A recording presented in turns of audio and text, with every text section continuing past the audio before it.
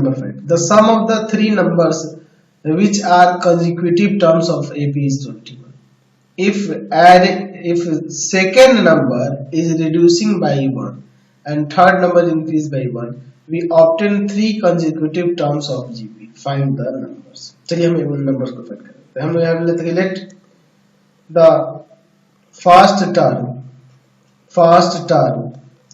of an AP is A and its common difference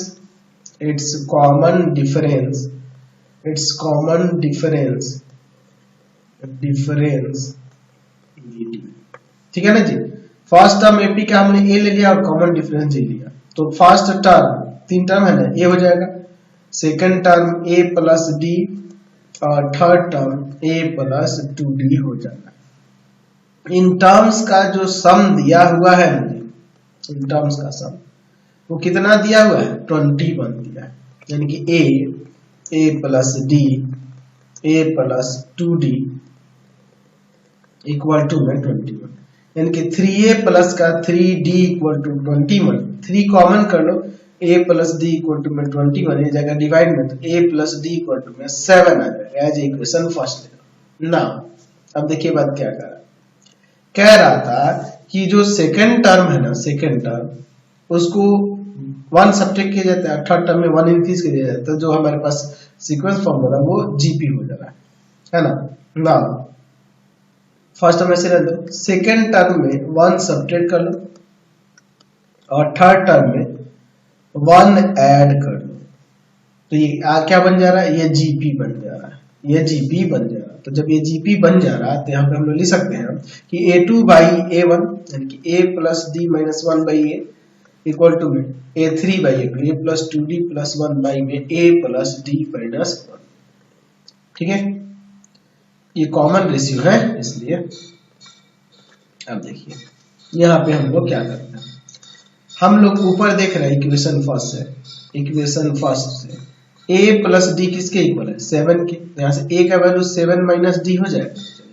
a plus d equal to में यहाँ 7 रख देते हैं माइनस 1. a के वैल्यू यहाँ पे 7 minus D, a plus D इसमें से एक d अलग कर लेते हैं, तो a प्लस डी का 7 और प्लस में d और प्लस 1, a प्लस डी का वैल्यू 7 माइनस 1. चलिए अब इसके बाद देखते हैं हम लोग क्या होता है. यहाँ आ जाएगा ऊपर आपका 6 बाई में 7 माइनस डी, इधर 8 प्लस डी और बाई में 6 6 36 और इक्वल टू में 7 माइनस डी इंटू में 8 प्लस का डी कर दिया.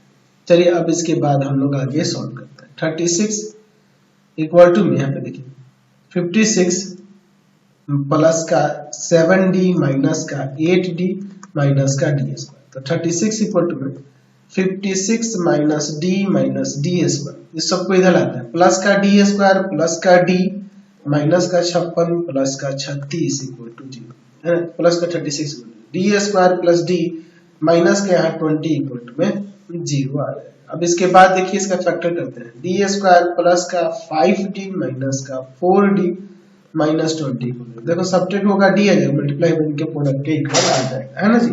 चलिए अब आगे हम लोग यहाँ पे सॉल्व करते हैं. d कॉमन करते हैं तो d प्लस का 5 बचेगा माइनस 4 कॉमन, d प्लस का 5 बचेगा, दोनों ब्रैकेट में सेम है, यहाँ से हम लोग d प्लस 5 को कॉमन कर लेते हैं. तो यहाँ बच जाएगा d माइनस 4 इक्वल टू, यहाँ से अलग अलग करो, d प्लस 5 बराबर 0 और d माइनस 4 इक्वल टू 0, तो यहाँ से d का वैल्यू आ जाएगा minus 5 and the d equal to 4. तो दो वैल्यू है, यहाँ पे लिखते हैं when d equal to minus 5, तो आपका a का वैल्यू क्या होगा, तो याद है ऊपर a plus d equal to में 7 था, तो a का वैल्यू हो जाएगा 7 माइनस डी ना, तो 7 माइनस माइनस 5 यानी कि 12 आ जाएगा. तो हमारा फर्स्ट टर्म जो होगा a यानी कि 12, सेकंड टर्म जो होगा AP का वो a प्लस का d यानी कि आ जाएगा 12 प्लस का माइनस 5 यानी कि 7, और थर्ड टर्म जो होगा वो a प्लस का 2d है यानी आ जाएगा 12 प्लस का 2 इंटू में माइनस 5, ये प्लस का 2 आ जाएगा. यहाँ पे हमारा जो AP जो आएगा, जो AP के 3 टर्म थे, 3 टर्म वो क्या हो जाएगा 12 7 2. ठीक है ना जी. अच्छा अब इसके बाद हम लोग देखते हैं कि वेन d इक्वल टू में 4, तो a का वैल्यू 7 माइनस का 4 यानी कि 3. ठीक है ना जी. चलिए तो यहाँ पे देखिए फर्स्ट टर्म आपका ए था जो कि है 3, सेकंड टर्म आपका a प्लस डी था जो कि होगा 3 प्लस का 4 7, और थर्ड टर्म क्या होगा जी, a प्लस का 2d यानी कि 3 प्लस का 2 इंटू में 4 टू जा 8 और 3 11 हो जाएगा। तो यहाँ से हमारा AP जो आ जाएगा, यहाँ जो AP आ जाएगा वह क्या हो जाएगा, यहाँ हो जाएगा फर्स्ट टर्म 3, सेकंड टर्म आपका 7 और थर्ड टर्म 11। ठीक है ना जी, समझ गए। नेक्स्ट क्वेश्चन देखिए